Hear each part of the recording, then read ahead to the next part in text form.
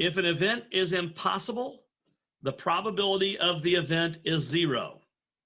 So for example, if this is my probability model right here, getting a blue M&M is impossible in this particular bag of M&Ms. If the probability of getting a blue M&M is 0, that means you can't get a blue M&M. It's impossible. There aren't any blue M&Ms in the bag. If an event is a certainty, the probability of the event is 1. So again, this example right here, getting a yellow M&M is a certainty. That has to happen. Another example, suppose I roll a single die, and I'm talking about a regular 6-sided die. The outcomes, assuming it's, again, a standard 6-sided die, is that you could roll a 1, a 2, a 3, a 4, or 5, or 6. So if I roll a die 1 time, what's the probability it will land on 7? The probability that the die will land on 7 is 0, because there's no way it can land on 7. That's impossible. On the other hand, if I say, what's the probability when I roll the die that it lands on a value less than 10? Well, all of the values are less than 10, so that probability would be 1. It's certainly going to land on something less than 10. So landing on a value less than 10 is a certainty when you roll a single die. An unusual event is an event that has a low probability of occurring.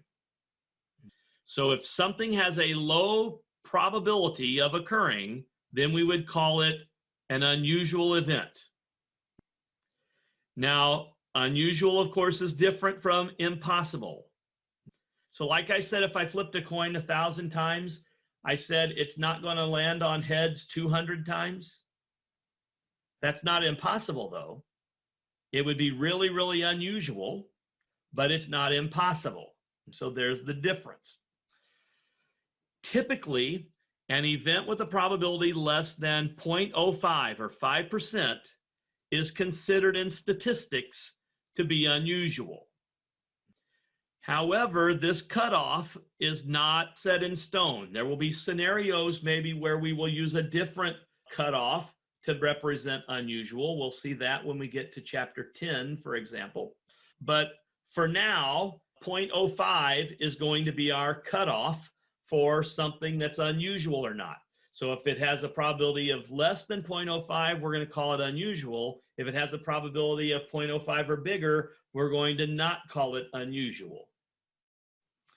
Computing probabilities. How do we actually go about calculating a probability? Well, there's 3 ways. One is using classical probability rules, which we're going to talk about first. Second is to use empirical methods. And third is to use subjective methods. With subjective methods, we're not really calculating a probability, we're assigning a probability, and we'll talk about that briefly. It'll be very brief because we're not going to use subjective methods very much in this class. So the classical method of computing probabilities requires equally likely outcomes. What that means is all of the simple events have to have the same likeliness for those to occur. So for example, when I roll a single die, the possible outcomes are that the die could land on 1, 2, 3, 4, 5, or 6. Each one of these is a simple event, right?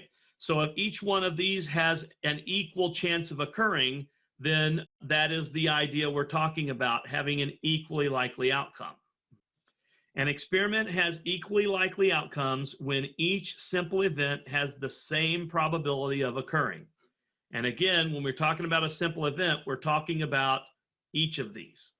So even back on our flipping a coin twice, this would be an equally likely scenario outcome because heads, heads, heads, tails, tails, heads, tails, tails, those are equally likely to occur. So each simple event has an equally likely chance of occurring. Same here when I'm flipping the coin 3 times. Each one of these simple events, all of the possible outcomes have an equally likely chance of occurring. And so that would mean that we can use classical methods for computing the probability. So how do we go about computing a probability? If an experiment has n equally likely outcomes, and if the number of ways that an event E can occur is m, then the probability of E, again, we're going to denote that by P of E, is P of E equals the number of ways that E can occur divided by the number of possible outcomes. So that would be m over n. So if m's the number of ways E can occur, and if n's the number of equally likely outcomes, then we're just going to take m divided by n to get the probability.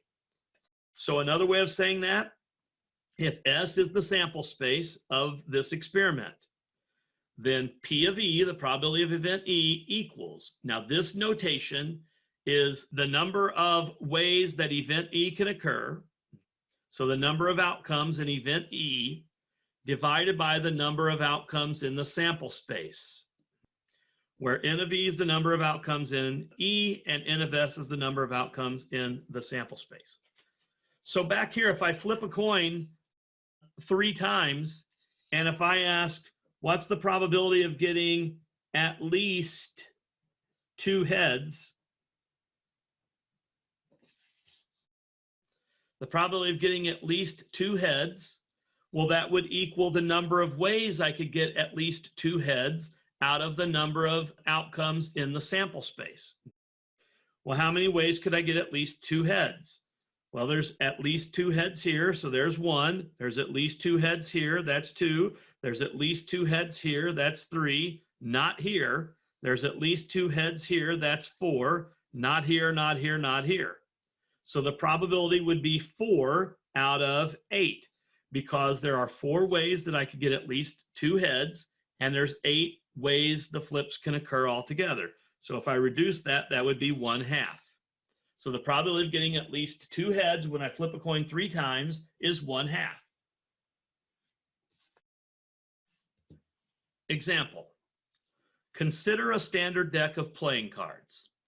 Now, I'm assuming that you all are familiar with standard deck of playing cards, but just in case anyone isn't, this would be the sample space. When we're talking about playing cards, there's 52 distinct cards. We're not including jokers or anything like that. There's 52 distinct cards, and these are those 52 cards. What is the probability that a randomly drawn card will be a face card? Well, the probability of drawing a face card, let me say, if event E is drawing a face card, then the probability of E is going to equal the number of ways I could get a face card divided by the number of outcomes in the sample space.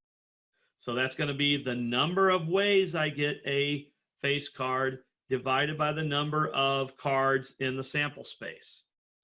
So the number of ways I could get a face card, well, in case you don't know, face cards means jacks, queens, or kings, because they have faces on them, right?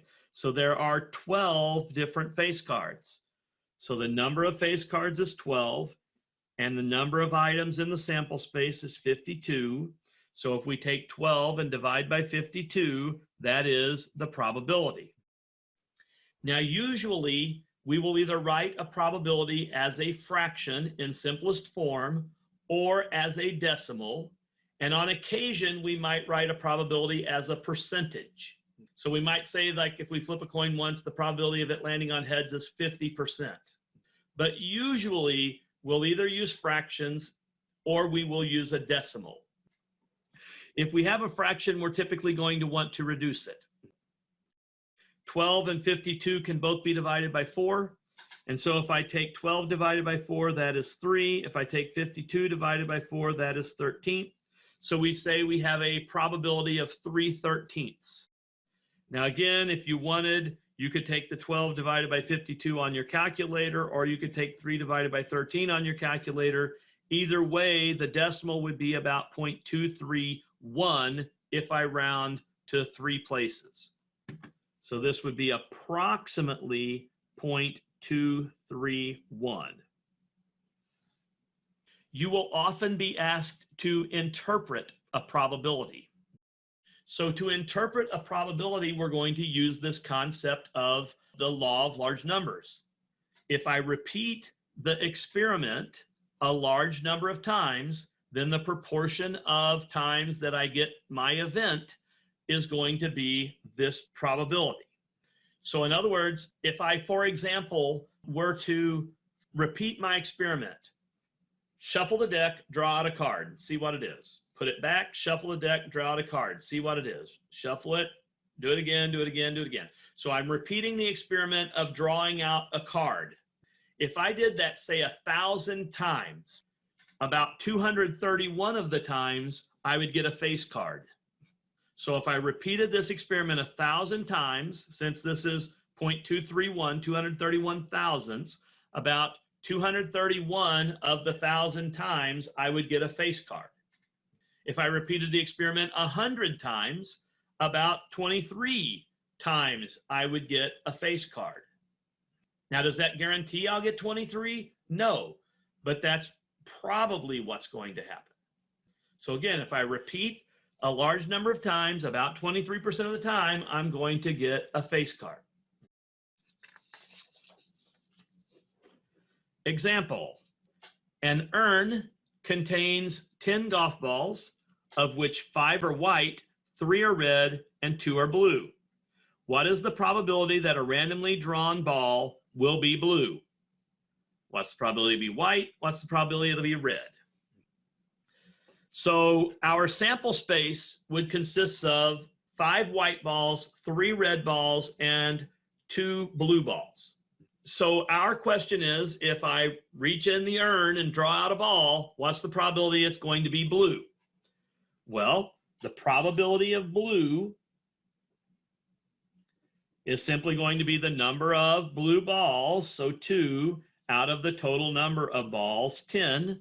So that would be a 2/10 probability, or again, if I write that as a fraction, I should reduce it, a 1/5 probability, or if you change 1/5 to a decimal, that's 0.2. So in this case, 1/5 exactly equals 0.2, so I used an equals rather than an approximately equals. So the probability that the ball will be blue is 0.2. What's the probability to be white? Probability that it'll be white, well, 5 of the balls are white, so 5 out of 10. Or if we reduce that, that's 1/2. Or if we change that to a decimal, that would be 0.5. So again, probability of white would be 5 out of 10. Probability of red, well, there are 3 reds out of 10, so that probability would be 3 out of 10. 3 out of 10 is already simplified. You can't reduce that.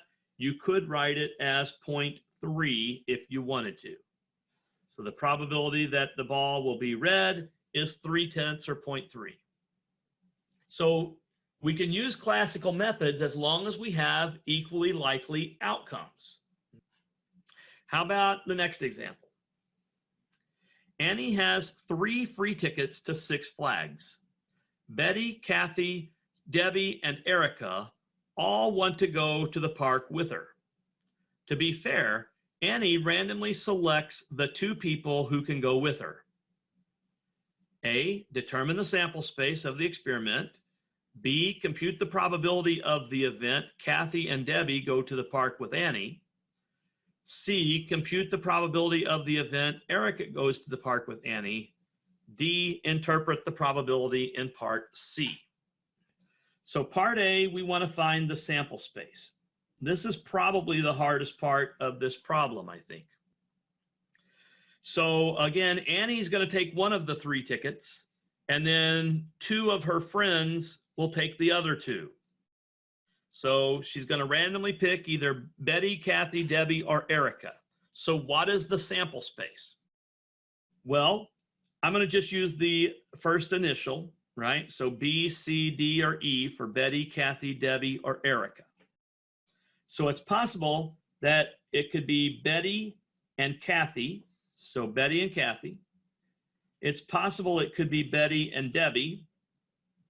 And it's possible it could be Betty and Erica. But Now, those are the only three possibilities if Betty's going. But there's other possibilities. Now, we already have Kathy and Betty going together. Those would be the two friends. But we could also have Kathy paired with Debbie, and we could have Kathy paired with Erica. So those are the possibilities if Kathy goes. She could go with Betty, with Debbie, or with Erica. And then we've already got Debbie with Betty here. We've already got Debbie with Kathy here, but we could have Debbie with Erica. So again, those are the possibilities of Debbie going. And now we already have all the possibilities for Erica. Erica's with Betty, Erica's with Kathy, Erica's with Debbie. So these are the only 6 possibilities. Betty, Kathy, Betty, Debbie, Betty, Erica, Kathy, Debbie, Kathy, Erica, Debbie, Erica. Those are the possible outcomes when Annie selects her 2 friends to go with her to Six Flags. So B, compute the probability of the event Kathy and Debbie go to the park with Annie. So Kathy and Debbie is this one outcome out of 6 outcomes. So that would be a 1/6 probability. So the probability of Kathy and Debbie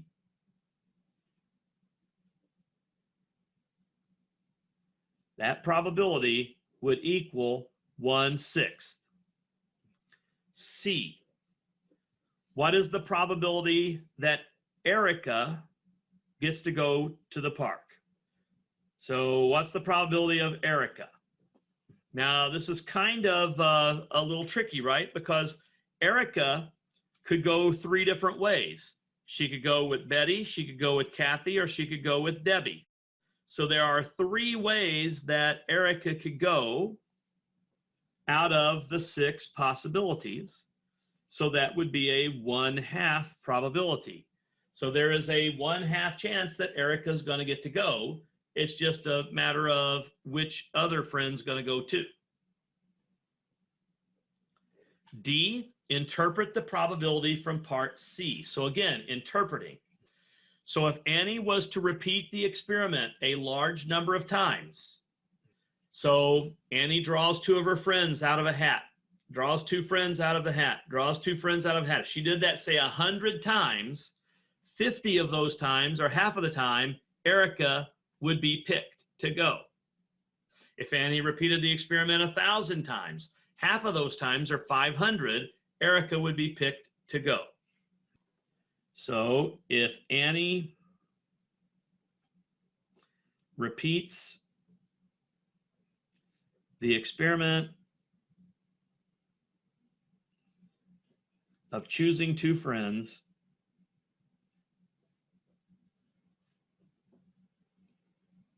to go with her, I'm going to say to go, then Erica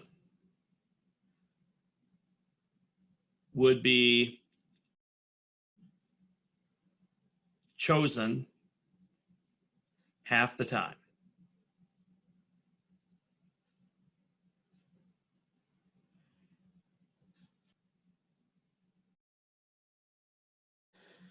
Now, sometimes it's not going to be possible to use classical methods. Like I gave the example, like what's the probability it's going to rain tomorrow? Well, that's not a scenario where I can use equally likely outcomes.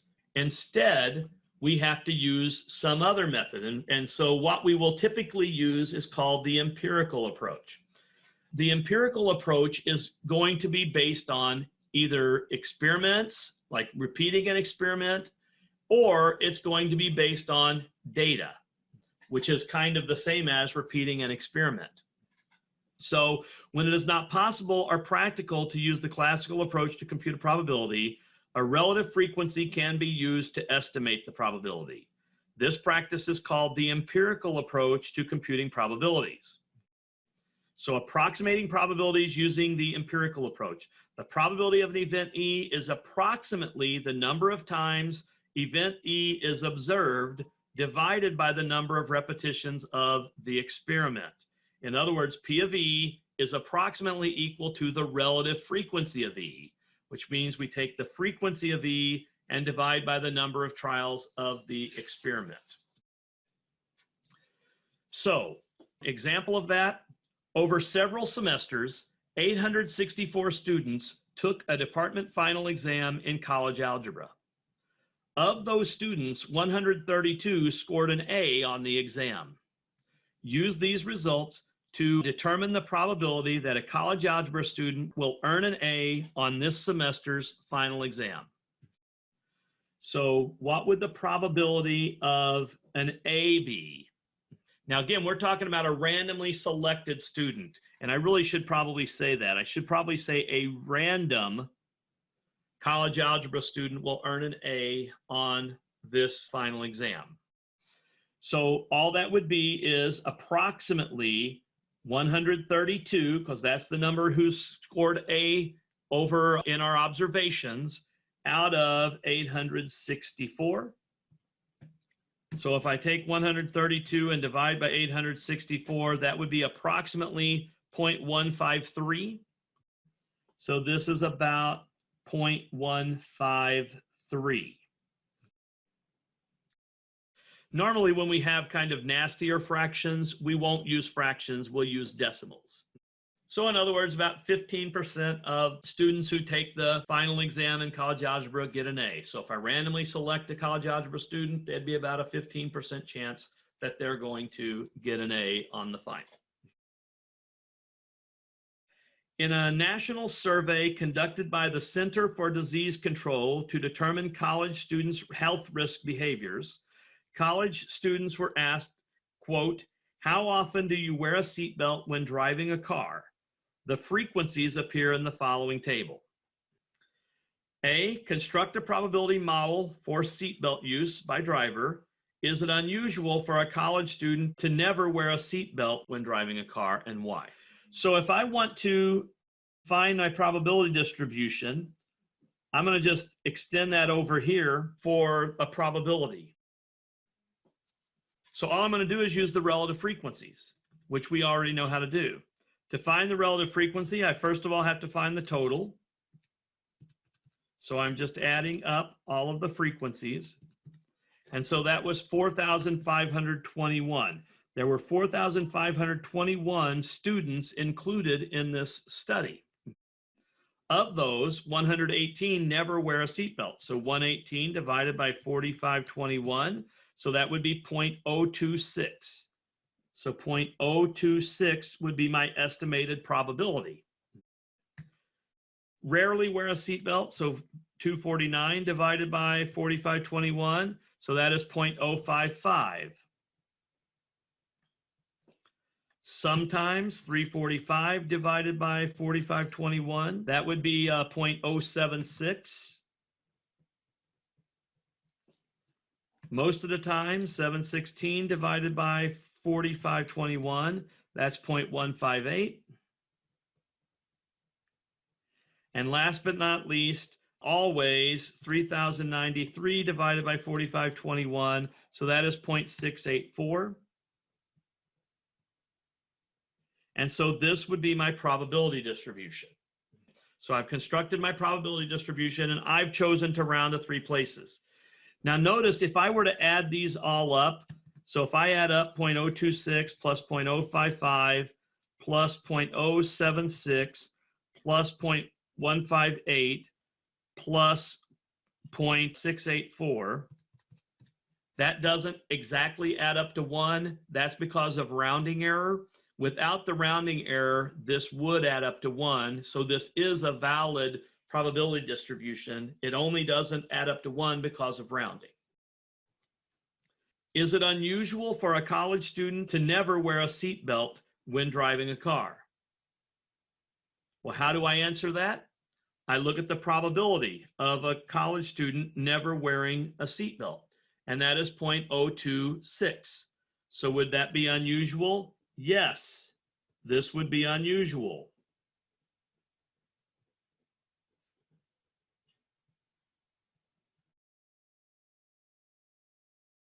How come? The reason is because 0.026 is less than 0.05. The 0.026 is less than our cutoff that we're going to use in this course most of the time, And so because that is 0.026, that's less than 0.05, that makes this event unusual. The last item in this section is this idea of subjective probability. And a subjective probability of an outcome is a probability obtained on the basis of personal judgment or personal experience. It's not really based on the concept of equally likely outcomes. It's not really based on data like empirical approximations are. So a subjective probability is basically just what someone feels. For example, an economist predicts there is a 30% chance of a recession next year. Where does that 30% chance come from? It comes from their opinion. Now, they may be experts and they may be correct, but it's not really based on the concept of equally likely outcomes, and it's not really based on data that's saying that. So that's a subjective probability. So this is possible. You'll see these a lot with experts, particularly with things like economics and so on, but we won't be using these very often in this class because we're going to be dealing with either the classical or the empirical approach generally.